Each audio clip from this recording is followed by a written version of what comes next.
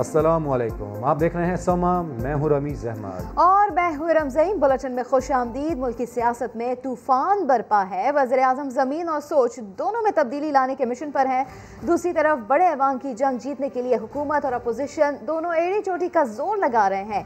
3 मार्च को होने वाले सेनेट इलेक्शन के लिए उम्मीदवारों की इलेक्शन कमीशन में स्क्रूटनी जारी है। इस्लामाबाद, लाहौर, कराची से कौन कौन से बड़े नामों के कागजात नामजदगी मंजूर किए जा चुके हैं और किसके मुस्तरद हुए, जानते हैं अपने नुमाइंदगान से। कराची से हमें ज्वाइन कर रहे हैं खुर्शीद आलम, इस्लामाबाद में मौजूद हैं जुल्करनैन इकबाल, लाहौर की सूरत हाल बताएंगे हमारे नुमाइंदे अब्बास नकवी। सबसे पहले इस्लामाबाद की जानिब रुख कर लेते हैं। जुल्करनैन इकबाल, बताइएगा किसके कागजात नामजदगी यहाँ पर मंजूर हुए हैं और किस पर एतराज़ किया गया है? लेकिन जो जनरल सीट है इस्लामाबाद की, वो उस पर बड़ा मुकाबला यूसुफ रज़ा गिलानी और दरमियान है। हफीज़ शेख सुबह इलेक्शन कमीशन में पेश हुए थे। इलेक्शन कमीशन के तलब करने पर अपने तजवीज़ और तायद कुनंदगान के हमरा हफीज़ शेख के ऊपर कागजात नामजदगी पर किसी किस्म का कोई एतराज़ नहीं आया। ना ही नैब, नादरा और दीगर जो इदारे हैं स्टेट बैंक समेत, उनकी जानिब से कोई एतराज़ सामने आया हफीज़ शेख के कवायद के ऊपर। इसलिए हफीज़ शेख के कागजात नामजदगी मंजूर कर लिए गए। साथ ही साथ मखसूस जो खवातीन की नशिस्त है उसके ऊपर PTI की फौजिया अरशद के कागजात भी रिटर्निंग अफसर ने जाँच पड़ताल के बाद मंजूर कर लिए हैं। यूसुफ रज़ा गिलानी जो PDM के मुश्तरका उम्मीदवार हैं, वो अपने तजवीज़ और तायद कुनंदगान राजा परवेज़ अशरफ और शैख खान अब्बासी के हमरा इलेक्शन कमीशन में पेश हुए। PTI के फरीद रहमान की जानिब से एतराज़ात उठाए गए, लेकिन साथ ही साथ PTI के जो फरीद रहमान है उन्होंने वक्त मांग लिया मज़ीद दलाइल देने के लिए। अब इलेक्शन कमीशन ने 3 बजे दोबारा तलब किया यूसुफ रज़ा गिलानी को। यूसुफ रज़ा गिलानी की जानिब से मुखालफत की कि वक्त देने की, और कहा गया कि अगर मेरे तजवीज़ कुनंदगान या तायद कुनंदगान यहाँ पर ना होते तो मेरे कागजात मुस्तरद कर दिए जाते। मुझे यकीनन इलेक्शन कमीशन वक्त ना देता 3 बजे तक का, लेकिन दूसरी पार्टी को दिया गया। लेकिन हम 3 बजे आएंगे और अपने कागजात मंजूर करवाएंगे। यूसुफ रज़ा गिलानी ने रिटर्निंग अफसर को एक बड़ा अहम जुमला बोला और कहा कि हफीज़ शेख दोहरी शहरियत के हामिल हैं, वो अमरीकी शहरी हैं, लेकिन क्योंकि हफीज़ शेख उनके कैबिनेट में वजीर रहे हैं, इसलिए वो उनके एहतराम में हफीज़ शेख के ऊपर कोई एतराज़ नहीं करेंगे, बल्कि मुकाबला करके मैदान में उनको शिकस्त देंगे। इसके साथ ही साथ खवातीन की मखसूस नशिस्त पर मुस्लिम लीग नून की जो फरजाना कौसर हैं, उनके कागजात नामजदगी भी रिटर्निंग अफसर ने मंजूर कर ली हैं। जबकि नून लीग की ही दूसरी खातून फरह नाज अब से कुछ चंद ही लम्हात पहले इलेक्शन कमीशन में रिटर्निंग अफसर के पास पहुंच गए, जहाँ उनके कागजात की जांच पड़ताल भी की जा रही है। जी ठीक है, हमारे साथ रहिएगा। कराची का रुख कर लेते हैं जहाँ पर मौजूद हैं खुर्शीद आलम। खुर्शीद आलम, आपसे जानना चाहेंगे कितने यहाँ पर उम्मीदवारों के कागजात नामजदगी मंजूर हो चुके और किन का मामला दूसरा रहा? देखें, कागजात नामजदगी के लिए स्क्रूटनी का मरहला यहाँ जारी है। इलेक्शन कमीशन कराची में पिंडाल आपको मेरे पीछे नज़र आ रहा होगा। यहाँ पर सिंध असम्बली के तकरीबन तमाम ही अहम काबिल ज़िक्र वज़रा और MPA साहिबान यहाँ मौजूद हैं, जो किसी न किसी सेनेटर के लिए तजवीज़ या तायद कुनिंदा के तौर पर यहाँ पेश हुए हैं। अब तक जिन उम्मीदवारों के कागजात नामजदगी मंजूर हुए हैं उनमें ताज हैदर, पलवशा खान, शरी रहमान, जाम महताब डहर, दोस्त अली जैसर, सादिक मेमन, सलीम मांडवी वाला शामिल हैं। इसके अलावा भी शहादत अवान एडवोकेट के कागजात नामजदगी भी मंजूर हुए हैं। जबकि MQM के जो अरकान सेनेट के लिए अपनी स्क्रूटनी के लिए आएंगे वो दोपहर में आज किसी वक्त तशरीफ़ लाएंगे। जबकि फ़ारूक नाइक को स्क्रूटनी के लिए कल तलब किया गया है। सिंध से सेनेट की 11 नशिस्तें खाली हैं, जिनमें 7 जनरल नशिस्तें हैं, 2 ख़वातीन की नशिस्तें हैं और 2 टेक्नोक्रेट्स की हैं। तो इस पर मुकाबला बज़ाहिर तो बहुत आसान नज़र आ रहा है, लेकिन इसका ख़ास फार्मूला होता है, उसके तहत इसकी कैलकुलेशन की जाती है। लेकिन तकरीबन तमाम ही जो काबिल क़दर सियासी जमातें हैं सिंध असम्बली में मौजूद हैं, उन्होंने अपने कागजात नामजदगी जमा कराए हैं। MQM वाले आज आ रहे हैं, PTI वाले कल आएंगे और GDA का भी कल ही स्क्रूटनी का इम्कान है। जी ठीक है, कराची के बाद लाहौर का रुख कर लेते हैं। अब्बास नकवी, आप यहाँ पर मौजूद है, कैसा माहौल देख रहे हैं आप इलेक्शन कमीशन में? कौन कौन यहाँ पर मौजूद है और किसके कागजात नामजदगी मंजूर हुए हैं?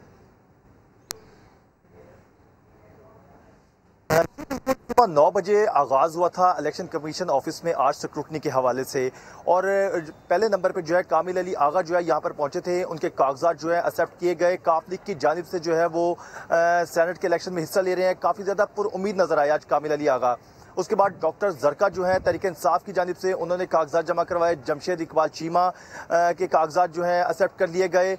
जबकि पीपल्स पार्टी की जानिब से अजीमुल हक जो हैं वो अभी कुछ देर कबल जो है कागजात जमा करवा के गए हैं। नून लीग की बात की जाए तो उसमें मामला जो है वो ख़राबी नज़र आ रही है, क्योंकि सिर्फ सैफुल मुल्क खोकर के कागजात जो हैं वो एक्सेप्ट हुए हैं। उसके अलावा आजम नज़ीर तारड़ जो है उन्होंने नून लीग की जानिब से कागजात जमा करवाए, लेकिन उन पर एतराज़ लगाया गया है कि उन्होंने पार्टी टिकट जमा नहीं करवाया। उनको शाम 5 बजे का टाइम दिया गया है। जबकि दूसरी जानिब जो है परवेज़ रशीद जो है उन पे तहरीक इंसाफ की जानिब से 5 से 6 एतराज़ात लगाए गए थे, लेकिन इलेक्शन कमीशन ने 5 एतराज़ जो है वो मुस्तरद कर दिए। लेकिन एक एतराज़ जो है वो अभी भी है, जिसमें कहा गया कि परवेज़ रशीद जो है पंजाब हाउस इस्लामाबाद में रहे और वहाँ लाखों रुपए का बिल जो है उन्होंने अदा नहीं किया गया, वो बिल जो है वो अदा करें और इसको जो एतराज़ लगाया गया है इसको दूर करें। आजम नज़ीर तारड़ को जो है शाम 5 बजे का टाइम दिया गया है, जबकि परवेज़ रशीद को कल 12:15 बजे तक का टाइम दिया गया है कि वो पंजाब हाउस का बिल अदा करें और ये एतराज़ दूर करें और उसके बाद जो है ये मामला क्लियर होगा। तो इस वक्त जो है नून लीग के लिए मुश्किलात ठीक है। बड़े बड़े नाम ऐसे हैं जो कि बाज़ाब्ता उम्मीदवार बन चुके हैं, जबकि बास के कागजात नामजदगी पर इस वक्त एतराज़ किया जा रहा है। खुर्शीद आलम, जुल्करनैन इकबाल और अब्बास नकवी, आप तीनों का शुक्रिया। वज़ीर इत्तला सिंध नासिर हुसैन शाह कहते हैं इमरान खान ने आवाम को मामू बना दिया। कराची में इलेक्शन कमीशन ऑफिस के बाहर मीडिया से गुफ्तगू में कहा, ओपन बैलेट से पीपल्स पार्टी पर कोई असर नहीं होगा। इमरान खान दर हकीकत अपने लोगों की वजह से ऐसी बातें कर रहे हैं। क्योंकि पीटीआई के अरकान असम्बली को पैराशूटर्स को टिकट देने पर एतराज़ है। जिनका पीटीआई से ताल्लुक नहीं उन्हें टिकट दे दिए गए। उम्मीद है उनके अपने लोग उन्हें नहीं वोट देंगे। खान साहब ने लोगों को मामू बना दिया। आम आदमी का जीना जीरन किया हुआ है, वो एक वक्त की रोटी नहीं खा सकते। लोगों को रोजगार देने की बजाय बेरोजगार कर दिया गया। अपना घर जो है उसको तो बहाल भी कर दिया गया और उसको रेगुलराइज कर दिया गया और लोगों के हजारों घर बेघर कर दिया गया उनको। सेनेट में जो बातें कर रहे हैं ओपन वोट की, तो इससे कोई फर्क नहीं पड़ेगा। ये जो ओपन वोट की अब बात कर रहे हैं सिर्फ इस वजह से कि इनको अपने लोगों पर एतमाद नहीं है। इन्होंने जिन लोगों को अवार्ड किए हैं सेनेट के टिकट, जो इनके अरकान असेंबली हैं, को शदीद एतराज़ है। ये पैराशूटर कहाँ से आ गए जिनका कभी कोई ताल्लुक जो है पीटीआई से नहीं रहा, उनको उन्होंने टिकट दे। फिर वो आपने देखा कि जो इन्होंने ऑर्डिनेंस लाए हैं कि जी डुअल नेशनल जो है वो इसमें हिस्सा ले सकते हैं, दूसरे लोगों को इसमें लाना चाहते हैं। जो इन्होंने फैसले किए हैं, इनके अरकान असेंबली को शदीद एतराज़ात हैं, वो इनको वोट नहीं देंगे।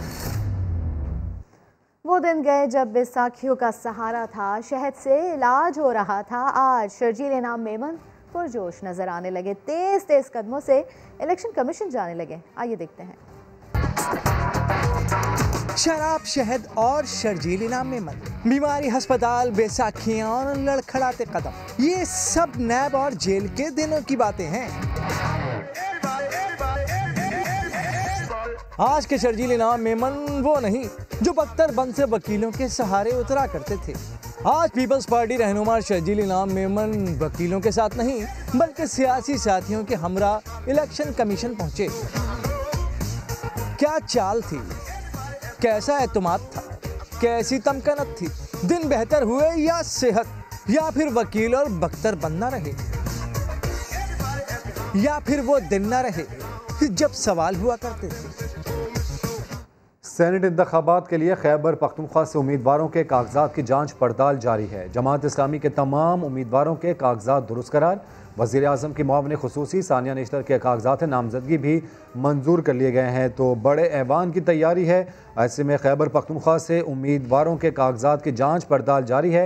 जमात इस्लामी के तमाम उम्मीदवारों के कागजात को दुरुस्त करार दे दिया गया है, जबकि वज़ीर आज़म की मुआविन खुसूसी सानिया निश्तर के कागजात नामजदगी भी मंजूर कर लिए गए हैं। अपडेट्स हासिल कर लेते हैं समा के नुमाइंदे अब्दुर्रहमान से। अब्दुर्रहमान, बताइएगा कौन से बड़े नाम हैं जिन पर एतराज़ात सामने आए?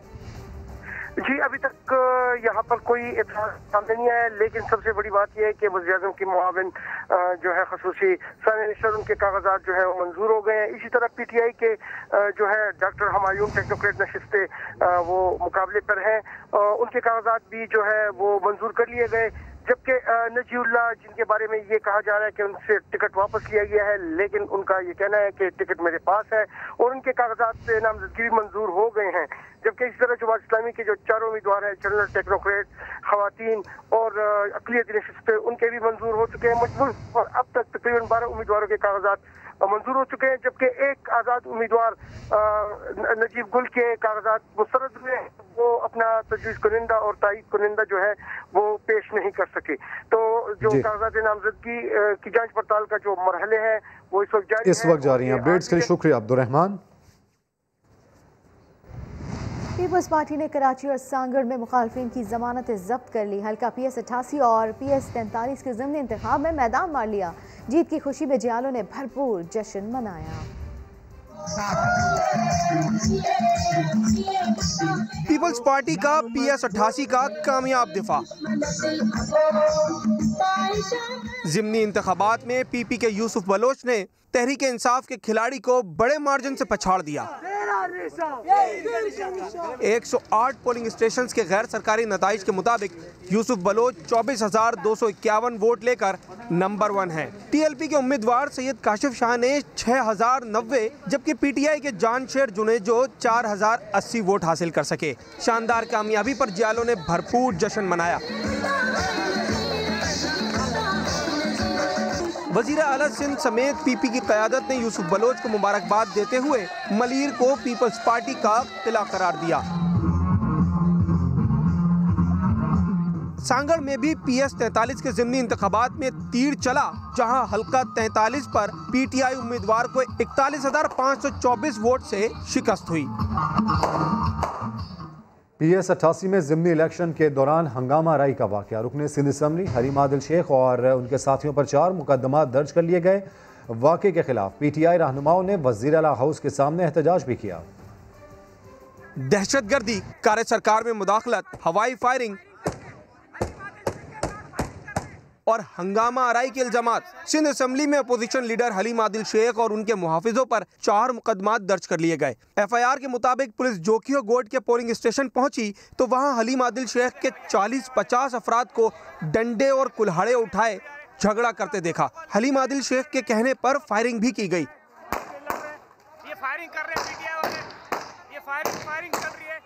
एहलकारों को ज़दोकोब और उन पर गोलियां चलाई गईं। हलीम आदिल शेख की गिरफ्तारी के खिलाफ PTI रहनुमाओं ने वज़ीर आला हाउस के सामने धरना दे दिया। पुलिस अफसरान ने धरना खत्म कराने की कोशिश की मगर नाकाम रहे। विफाकी वजीर अली ज़हदी ने पहुंचकर धरना खत्म करने का ऐलान किया। यही रवैया रहा तो फिर सिंध हुकूमत के लिए बहुत खतरनाक होगा। अगर बात उस पर आती है कि हमें धरना देना है तो फिर यहाँ लाखों आदमी होंगे। वजीर इत्तलात सिंध नासिर शाह का इल्ज़ाम है कि PS 88 के इलेक्शन में असलहा बरदारों ने वोटरों को हिरासा किया। जो लाए थे मुसल्लह अफराद और जो उनके क्रिमिनल रिकॉर्ड भी हैं, उन्होंने फायरिंग की, सारा कुछ किया, तो उसके बाद अगर कोई एक्शन होता है इसमें सिंध गवर्नमेंट या मुराद अली शाह साहब का क्या मसला है? तर्जुमान हलीम आदिल शेख का कहना है कि गुज़िश्ता रोज़ PTI रहनुमा पर कातिलाना हमला किया गया। पीपल्स पार्टी के गुंडों ने गाड़ी पर बराह रास्त गोलियां चलाईं। बुलेट प्रूफ गाड़ी पर फायरिंग के निशानात मौजूद हैं, लेकिन पुलिस का पीपल्स पार्टी की सियासी B टीम बनना सबके सामने आ चुका है। हलीम आदिल शेख और दीगर का 2 रोज का जिस्मानी रिमांड मंजूर कर लिया गया। इसी के ऊपर बात कर लेते हैं समा के नुमाइंदे इरफान अल हक से। इरफान अल हक, बताइए इस बारे में। जी, मुख्तलिफ मुकदमात कल दर्ज किए गए थे हलीम आदिल शेख और उनके साथियों के खिलाफ, जिसमें इक़दाम कत्ल, पुलिस मुकाबला, हंगामा आराई, जलाओ गिराओ, बलवा, गैर कानूनी असला, इस तरह के 6 मुकदमात दर्ज किए गए मजबूरी तौर पर। और अदालत से पुलिस ने 30 रोज का रिमांड मांगा था और ये अदालत ने पुलिस ने सुलह की थी कि मुलजमान का रिमांड मंजूर किया जाए ताकि तफ्तीश को आगे बढ़ाया जा सके। तमाम जो वकील हैं उन्होंने मुखालफत की। जो हलीम आदिल शेख और PTI के वकील थे उन्होंने रिमांड की मुखालफत की। तमाम अदालत ने इब्तदाई तौर पर 2 रोज का रिमांड मंजूर किया है और जुम्मे को अदालत ने हिदायत की है कि मुलजमान को दोबारा अदालत में पेश किया जाए और तफ्तीश में जो भी पेशरफ्त हो उससे रिपोर्ट अदालत को। बहुत शुक्रिया इरफान हक आपका। पाकिस्तान पीपल्स पार्टी के रहनुमा सईद गनी कहते हैं हलीम आदिल शेख की गिरफ्तारी से PTI के जिम्मेदार लोग बहुत खुश हैं। उन्होंने मुझे फ़ोन और मैसेजेस किए। कहते हैं ये शख्स फसादी है, फितना है, जहां जाता है गंद करता है। इसने कानून की खिलाफ वर्जी की तो उसके खिलाफ कार्रवाई होनी चाहिए। PTI के बहुत जिम्मेदार लोग बहुत खुश हैं। उन्होंने हमें खुद फ़ोन किए हैं, मैसेजेस किए हैं। उन्होंने कहा कि ये शख्स है फसादी है, ये फितना है, ये जहाँ जाता है वहाँ गंद करता है, हमारी भी इज़्ज़त ख़राब करता है। लिहाजा अगर उसने कानून के ख़िलाफ़ कोई काम किया है तो कानून के मुताबिक कार्रवाई उसके खिलाफ होनी चाहिए। PTI के अपने लोग बड़े खुश हैं। पीपल्स पार्टी एक तरफ ज़िमनी इंतखाबात में जीत का जश्न मना रही है तो दूसरी जानिब बदीन की अदालत ने साबिक जियाली सेनेटर यास्मीन शाह को जाली डिग्री केस में 2 साल कैद और 5,000 रुपये जुर्माने की सज़ा सुना दी है। यास्मीन शाह मुशर्रफ दौर में पीपल्स पार्टी की सेनेटर थी। बात कर लेते हैं सुलेमान मेंधरो से।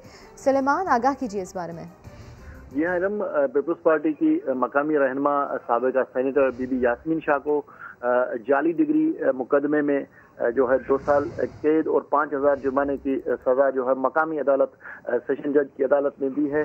ताहम अभी उनकी गिरफ्तारी नहीं हुई। उनका ताल्लुक जो है पहले तो पीपल्स पार्टी हरीफ जमात से था, मगर अब वो पीपल्स पार्टी के रहनुमा है। उनके जो शोहर है वो भी साबिका सूबाई वजीर रह चुके हैं अरबाब रहीम के हुकूमत में। जी बहुत शुक्रिया सुलेमान मेंधरो आपका। पशीन हल्का PB-23 का ज़िमनी इंतखाब PDM के मुश्तरका उम्मीदवार JUI रहनुमा सैयद अजीज़ुल्ला आगा ने जीत लिया। आज़ाद उम्मीदवार असमतुल्ला दूसरे नंबर पर रहे। पशीन हल्का PB-23 के ज़िमनी इंतखाबात में 113 पोलिंग स्टेशन में वोटिंग हुई। गैर हतमी और गैर सरकारी नताइज के मुताबिक पाकिस्तान डेमोक्रेटिक मूवमेंट के उम्मीदवार सैयद अजीज़ुल्ला आगा 16,086 वोट लेकर कामयाब हो गए। आज़ाद उम्मीदवार असमतुल्ला आगा 4,681 वोट के साथ दूसरे नंबर पर रहे, जबकि बलोचिस्तान अवामी पार्टी के असमतुल्ला तरीन ने 2,963 वोट हासिल किए। सेनेट इलेक्शन में तहरीक इंसाफ और बलूचिस्तान अवामी पार्टी में इत्तेहाद हो गया। कामरान बंगश ने प्रेस कॉन्फ्रेंस करते हुए कहा कि बलूचिस्तान में हमारी इत्तेहादी जमात से मामला तय पा गए हैं। बलूचिस्तान अवामी पार्टी के 4 MPAs ने PTI की हिमायत का ऐलान किया है।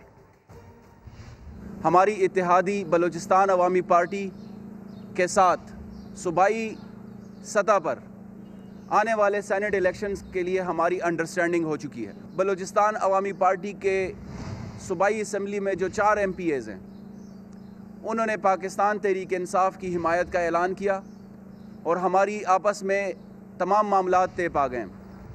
नौशहरा में पाकिस्तान मुस्लिम लीग नून का पंडाल आज सजेगा। मरियम नवाज इस जलसे से खिताब करेंगी। नौशहरा क्रिकेट ग्राउंड में 80 फीट लंबा 20 फुट चौड़ा स्टेज तैयार कर लिया गया, जबकि हज़ारों की तादाद में कुर्सियां लगाई जा रही हैं। ये जलसा 19 फरवरी को सूबाई असम्बली की नशिस्त PK 63 में होने वाले ज़िमनी इलेक्शन के सिलसिले में मुनक्किद किया जा रहा है, जबकि कारकुनों की आमद का सिलसिला भी शुरू हो गया। मुल्की सियासत में लंदन यात्रा की फिर गूंज। मरियम नवाज ने सर्जरी के लिए बाहर जाने की बात की तो वफाकी वजीर फवाद चौधरी ने ट्वीट में बड़ा इंकशाफ कर दिया। लिखा, मरियम नवाज की जानिब से बैकडोर राब्ते किए जा रहे हैं। वो लंदन जाना चाहती हैं, लेकिन वज़ीर आज़म ने दरख्वास्त रद्द कर दी है। वज़ीर इत्तलात शिबली फराज ने सवाल उठाया, आखिर वो कौन सी बीमारी है जिसका इलाज पाकिस्तान में नहीं हो सकता। मेरी अपनी भी एक हेल्थ की छोटी सी प्रॉब्लम है। मेरी एक सर्जरी होनी है जो कि पाकिस्तान में हो नहीं सकती। मरियम नवाज का ये बयान अचानक था या पीछे कोई कहानी है? सर्जरी छोटी सी सर्जरी होनी है। छोटी सी सर्जरी होनी है। इनकी दरखास्त कोई मैंने नहीं रखी। अभी ये बहस जारी थी कि वफाकी वजीर फवाद चौधरी का ट्वीट सामने आ गया। वफाकी वजीर का दावा है कि मरियम नवाज लंदन जाना चाहती हैं, जिसके लिए उन्होंने बैकडोर राब्तों के जरिए दरख्वास्त भी दी थी।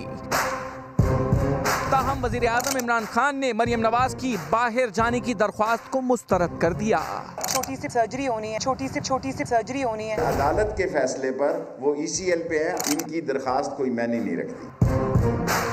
मरियम नवाज की बीमारी के दावे पर शिबली फराज ने सवाल उठाया।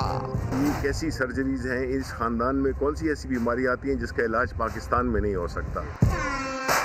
उधर फिरदौस आशिकावान तो बतौर डॉक्टर मरियम नवाज की बीमारियां भी गिनवा चुकी हैं। ब्रेन की सर्जरी करनी है, आंखों की सर्जरी कराना चाहती हैं, या चेहरे की सर्जरी हो सकता है कि अब उसकी तारीख ड्यू हो गई हो, वो भी डेंटिंग पेंटिंग की उनको जरूरत पड़ती। हुकूमती हलकों का कहना है कि मरियम नवाज तहरीक का शौक पूरा करें, लेकिन इसके लिए उनको पाकिस्तान में ही रहना होगा।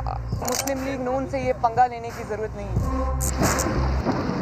अदलिया से मुतालिक मरियम नवाज का इंतहाई मुतनाज़े बयान। मौमन खुसूसी शहबाज गिल कहते हैं बयान तौहीन अदालत के ज़ुमरे में आता है।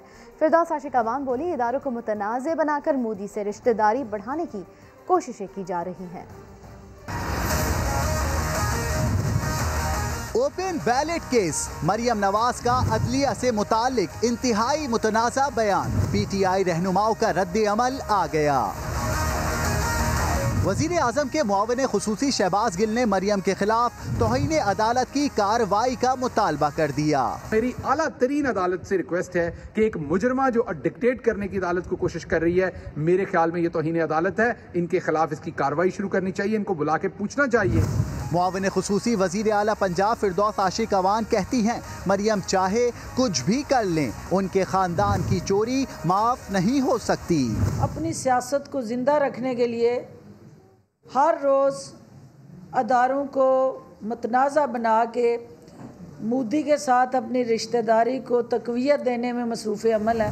मुशीर एहतिसाब शहजाद अकबर ने मरियम नवाज को नजरिया ज़रूरत की तारीख पढ़ने का मशवरा दे दिया। ट्वीट में लिखा, आपके खमीर में छांगा मांगा की सियासत और खरीदो फरोख्त है जिसे इमरान खान ख़त्म करके ही रहेंगे।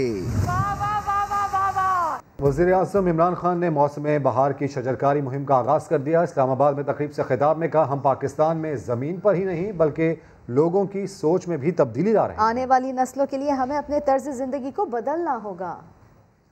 पाकिस्तान में हम एक तब्दीली लेके आ रहे हैं, ज़मीन पे भी और सोच में भी, कि आने वाली हमारी नस्लों के लिए ज़रूरी है कि हम अपना जो लाइफस्टाइल बदलें। सोचें कि आज जो हम कर रहे हैं अपने मुल्क से, इसका अगले 10 साल में, अगले 20 साल में और अगले 50 साल में क्या हमारे आने वाली नस्लों को फ़ायदा होगा या नुकसान होगा। इस तरह अपनी ज़िंदगी गुजारो, क्योंकि आपने कल मर जाना है, तो आखिरत के लिए आज से सोचो कि आपने अपने अमाल कैसे ठीक करने हैं।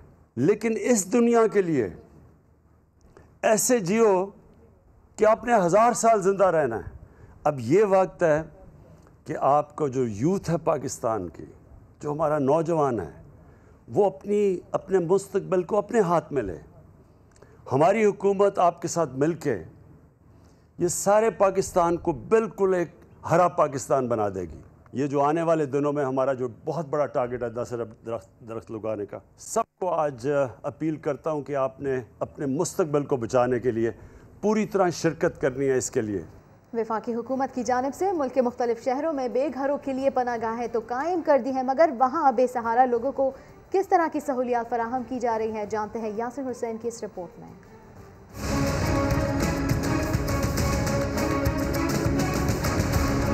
ये वो लोग हैं जिनका कोई घर नहीं होता। ये फुटपाथ को अपना बिस्तर बना लेते हैं और बड़े बड़े पुलों को ओढ़नी समझकर सो जाते हैं, मगर वफाकी हुकूमत ने ऐसे लोगों के लिए पनाहगाहें बनाई हैं। ये लोग वहाँ क्यों नहीं जाते? कराची के इलाके औरंगी टाउन में बनी पनाहगाह पर रात 1:30 बजे पहुँचे, मगर दरवाज़ा नहीं खुला, जिससे साबित होता है कि ऊपर लिखी हिदायत बिल्कुल दुरुस्त है, यानी रात 9 बजे के बाद ये दरवाज़ा नहीं खुलता। अगले रोज रात 8 बजे यहाँ पहुँचे और शनाख्ती कार्ड जमा करवाकर रजिस्ट्रेशन करवा ली, जिसके बाद हमसे खाने का पूछा गया। कैंटीन साफ सुथरा था, खाना भी फौरन पेश कर दिया गया। खाना तनावुल किया तो देखा एक जगह हिदायत लिखी थी कि सिगरेट नोशी पान गुटखा मना है, मगर अगले ही लम्हे इंचार्ज साहब पर नजर पड़ी जो खुलेआम कश लगा रहे थे।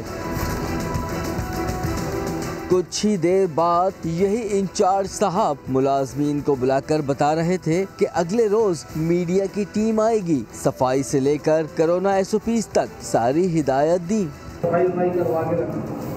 तो कल जाना नहीं थी, नहीं उसके बाद फिर चले जाना, जब वो टीम आएगी छोड़ करके चले जाएंगे। हालांकि सफाई सुथराई का इंतजाम बेहतरीन नजर आ रहा था, मगर मास्क का एहतमाम नहीं था। पनाहगाह के फर्स्ट फ्लोर पर खूबसूरत मस्जिद बनी हुई है, दूसरी मंजिल पर आराम गाहें बनाई हुई हैं, मगर यहाँ तकरीबन तमाम ही बेड्स खाली थे। यही वजह थी कि धूल मट्टी से अटे पड़े थे। मैंने अपना बिस्तर साफ किया, इतने में एक शख्स और आ गया, जिससे यहाँ के हालात का पूछा तो उसने शिकवा किया कि खाना कम मिलता है, पेट नहीं भरता। लाता भी कम है, इतना नहीं लाता है। हाँ, हाँ मैंने देखा है, लेकिन चालान इतना नहीं लाते, कम लाते हैं। मैं देखता हूँ इतना आवाम नहीं होता है, आवाम कम होता है। सुबह हो गई, नाश्ते में एक पराठा, जरा से छोले, मुख्तसर हलवा और एक कप चाय मिली। तो फिर नौजवान की रात की बात याद आ गई। एक पराठा, थोड़ी सी हलवा और छोला और एक कप चाय। मेरा पेट नहीं भरता एक पराठे से। एक और अजब बात लगी, सुबह पेट की आग बुझाने बच्चे आए तो इन्हें ये कहकर वापस भेज दिया गया कि इनके पास शनाख्ती कार्ड नहीं। वज़ीर आज़म इमरान खान की हिदायत के बाद बनने वाली पनाहगाहें बेघर अफराद और सड़क पर ज़िंदगी गुजारने वालों के लिए बेहतरीन मकाम है। इसका इंतज़ाम संभालने वालों का फ़र्ज़ है इसकी देखभाल में कोई कसर ना छोड़े। कैमरामैन फरहान यूसुफ के साथ यासिर हुसैन, समा, कराची। बोलो फैसलाबाद में बात करते हैं टूटे फूटे सड़क की, जो कि जगह जगह गड्ढे पड़े हुए हैं और ना सिर्फ शहरियों की यहाँ पर मुश्किलात हैं बल्कि हादसात भी यहाँ का मामूल बन गए।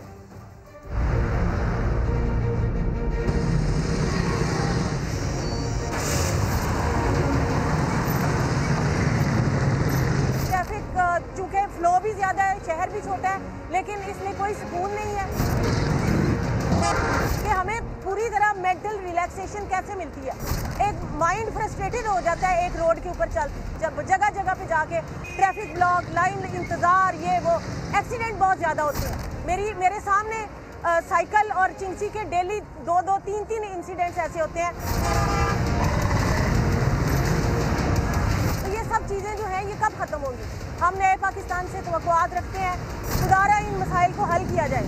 और ये एक बेसिक चीज़ है, ये कोई इतनी बड़ी इकोनॉमी इसमें नहीं लगती है। और जहाँ बिला वजह पैसा खर्च हो रहा है जिसका आवाम को कोई सहूलत ही नहीं है, उसका हमें कोई फ़ायदा नहीं है। हमारी डेली रूटीन की जो मुश्किलात हैं वो दूर की जाए और टूटी हुई सड़कों की मुरम्मत की जाए। कोरोना वायरस के मुल्क भर में वार जारी है। एक दिन में मजीद 56 अफराद इंतकाल कर गए। मजमूई अमवात 12,436 हो गई। 24 घंटों के दौरान 1165 नए केसेस भी रिपोर्ट हुए हैं। तो कोरोना वायरस के मुल्क भर में वार जारी है। ऐसे में एक दिन में मजीद 56 अफराद इंतकाल कर गए हैं, जबकि मजमूई अमवात 12,436 हो गई हैं, जबकि 24 घंटों के दौरान 1165 नए केसेस भी रिपोर्ट हुए हैं। फ्रंटलाइन वर्कर्स की कोरोना वैक्सीनेशन, एनसीओसी ने तमाम हेल्थ केयर वर्कर्स को रजिस्ट्रेशन की हिदायत कर दी। असद उमर कहते हैं हेल्थ केयर वर्कर्स की हिफाजत के लिए तमाम इकदाम किए जाएंगे। अपडेट्स हासिल कर लेते अपनी नुमाइंदा अरहम खान से। अरहम, मजीद क्या हिदायत दी गई? एसआई है एनसीओसी ने तमाम हेल्थ केयर वर्कर्स को रजिस्ट्रेशन की हिदायत की है और जो सरबरा एनसीओसी हैं असद उमर, उन्होंने भी कहा है कि हेल्थ केयर वर्कर्स हमारी पहली तरजीह है और हेल्थ केयर वर्कर्स की जो हिफाजत है उसके लिए तमाम इक़दाम किए जाएंगे। कुछ डेटा भी सामने आया एनसीओसी की तरफ से और ये कहा जा रहा है कि मुल्क भर में अब तक 32,860 हेल्थ केयर वर्कर्स की वैक्सीनेशन की जा चुकी है। पंजाब में 15,494 हैं, खैबर पख्तूनख्वा में 1,639 हैं और जीबी में 1,013 की वैक्सीनेशन हो चुकी है। आज़ाद कश्मीर में 651, इस्लामाबाद में 859 हेल्थ केयर वर्कर्स को वैक्सीन दी जा चुकी है, जबकि बलूचिस्तान में अब तक 252 health care workers corona vaccine ले चुके हैं। जी, अपडेट्स के लिए शुक्रिया अरहम। मुख्तलिफ इलाकों में शदीद धुंध के बायस ट्रैफिक हादसात में बच्चे समेत 9 अफराद जाँ बहक और 17 अफराद जख्मी हो गए। खुशाब में मियावाली रोड पर मुसाफिर गाड़ी मिनी ट्रक से टकरा गई। खातून समेत 7 मुसाफिर जाँ बहक और 10 जख्मी हो गए। मुरीद के में नारोवाल रोड पर शकरगढ़ से मुल्तान जाने वाली मुसाफिर बस उलट गई। 2 अफराद जाँ बहक और 17 जख्मी हुए। भावल नगर में बस और ट्रैक्टर ट्रॉली में तसादुम के नतीजे में 5 अफराद शदीद जख्मी हो गए। हादसा धुंध के बायस पेश आया। मियाँ चन्नू में बस और 3 ट्रकों में तसादुम और ऐसे में 7 अफराद जख्मी हो गए। रात गए नवाब शाह में काजी अहमद के करीब तेज़ रफ्तार बस उलट गई। हादसे में बच्चा जाँ बहक और 30 मुसाफिर जख्मी हुए।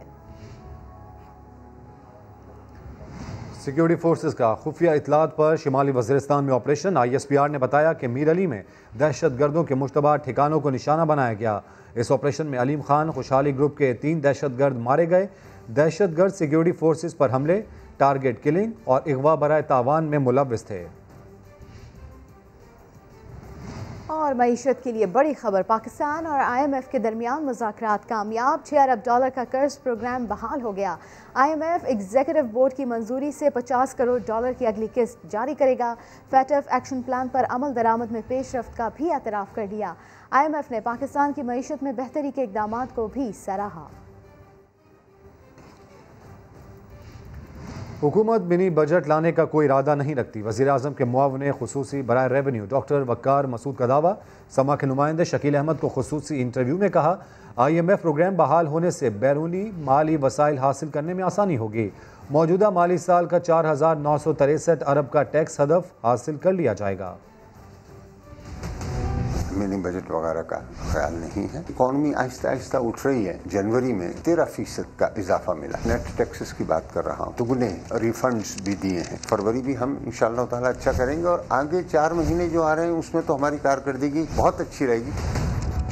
आपने LSM की कारकर्दगी देखी कि वहाँ से 11.5% की ग्रोथ है। फंड से जब प्रोग्राम होगा तो उससे भी मुस्बत असरात पड़ेंगे। अगर स्मगलिंग में मुलव्वस है, अंडरग्राउंड इकोनॉमी का हिस्सा है, आप उनके साथ काम ना करें, तभी जो है मुल्क के अंदर डॉक्यूमेंटेशन होगी। इसके सिवा कोई रास्ता नहीं है। आपको जाना होगा, इस सारे मुल्क को इसी तरफ जाना होगा। सीमेंट, शुगर, सिगरेट्स और फर्टिलाइजर, कैमरे भी लग रहे हैं उनके अंदर, और ये आंखें हमारी जाके लग जाएंगी तो हमें आसानी होगी देखने में।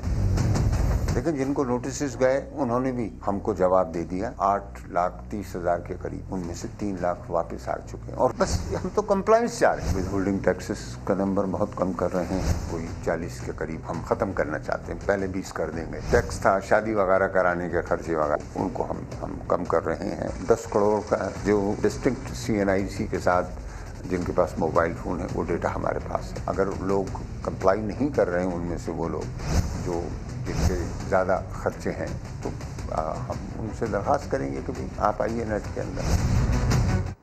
वज़ीर-ए-आज़म इमरान खान का मुल्की ख़जाने पर बोझ कम करने का विजन। वज़ीर-ए-आज़म हाउस के सालाना अखराजात 49% कमी के साथ 30 करोड़ 50 लाख हो गए। साबिक़ हुक्मरानों के मुकाबले में इमरान खान के गैर मुल्की दौरों पर भी सबसे कम रकम खर्च हुई। इमरान खान के 26 दौरों पर 17 करोड़ 60 लाख खर्च हुए। नवाज शरीफ ने 92 दौरों पर 1.8 अरब रुपए खर्च किए थे। राजा परवेज़ अशरफ ने 9 दौरों में 10 करोड़ 70 लाख, जबकि शाहिद खाकान अब्बासी ने 19 दौरों पर 26 करोड़ रुपए उड़ाए। सोने और चांदी जैसी कीमती धातें हर दौर में ज़िबाइश और आराइश के लिए ख़वातीन की तो मन भाती रही हैं, लेकिन मर्द भी अक्सर चांदी की अंगूठियां और हाथों में कड़े क्यों पहने दिखाई देते हैं। ये रस्म कहां से आई, इससे पर्दा उठाने की कोशिश कर रहे हैं इस्लामाबाद से आबिद अली अपनी इस रिपोर्ट में। ज़माने कदीम की नवादरात में कड़े और अंगूठियों पर ये नक्शो निगार आज भी अपने आप में कई राज छुपाए हुए हैं।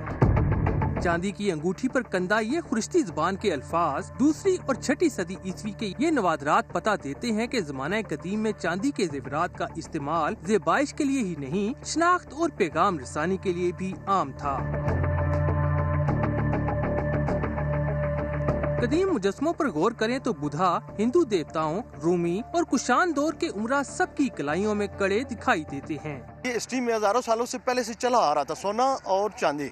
अगर आप पर्शिया के दौर में चले जाते हैं तो वो अपने कानों में कड़े यूज करते हैं और हाथों में और पाँव में मर्द भी यूज करते थे। दौरे कदीम, लेकिन धातों पर नक्शो निगार की महारत लाजवाब। ये तो था चांदी की अंगूठी और कड़े के इस्तेमाल का एक रुख, लेकिन इसका एक और रुख भी है जो आम आवाम से छुपा हुआ है। वो क्या है, आइए आपको बताते हैं।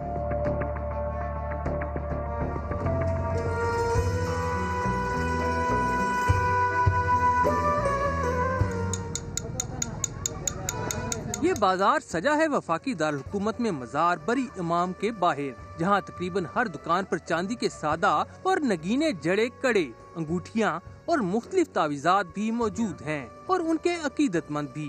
चांदी में पहनने से इसका जो असरात होते हैं वो गिरते नहीं हैं, बेहतर रहता है। चांदी को नबी आखिरी ज़मां सल्लल्लाहु अलैहि वसल्लम ने भी इस्तेमाल फरमाया। हुजूर अकरम सल्लल्लाहु अलैहि वसल्लम ने जो है ना वो एक अंगूठी बनवाई और उसका तकरीबन 4.25 माशे जो फ़ुक़हा ने उसकी वो वज़न लिखा है कि हुजूर सल्लल्लाहु अलैहि वसल्लम की मोहर की एक तस्वीर के मोहम्मद रसूलुल्लाह। बात की जाए माइंड साइंसेज और पैरासाइकोलॉजी वालों से, तो धातुओं के इस्तेमाल से इंसानी जिस्म के गिर्द इलेक्ट्रोमैग्नेटिक वेव्स के बहाव में रुकावटें दूर होने की बात सामने आती है। दो मटेरियल ऐसे हैं जिसमें से करंट बहुत अच्छी तरह पास होता है, एक गोल्ड और एक चांदी। चांदी के बारे में अगर हम मज़ीद रिसर्च करें तो पैरासाइकोलॉजी में और माइंड साइंसेज के अंदर चांदी का बड़ा अहम किरदार रहा है। दुनिया पत्थर के जमाने से डिजिटल दौर तक का सफर तय कर चुकी, लेकिन हकीकत यही है कि दौर कोई भी हो और तावीलें कुछ भी, सोना चांदी की मांग, अहमियत और अफादियत कम नहीं हुई। बराह रास्त आपको लिए चलते हैं। वज़ीर आला सिंध मुराद अली शाह मीडिया से गुफ्तगू कर रहे हैं। जो मैं अहल समझूंगा कि जो सिंध की नुमाइंदगी सेनेट में कर सके मैं उसको वोट दूंगा। मैं बाकी मेंबरान से भी ये कहूँगा कि ज़रा चारों तरफ नज़र घुमा के और वो मेंबरान जिन समझते हैं कि सिंध की नुमाइंदगी कर सके उनको वोट दें।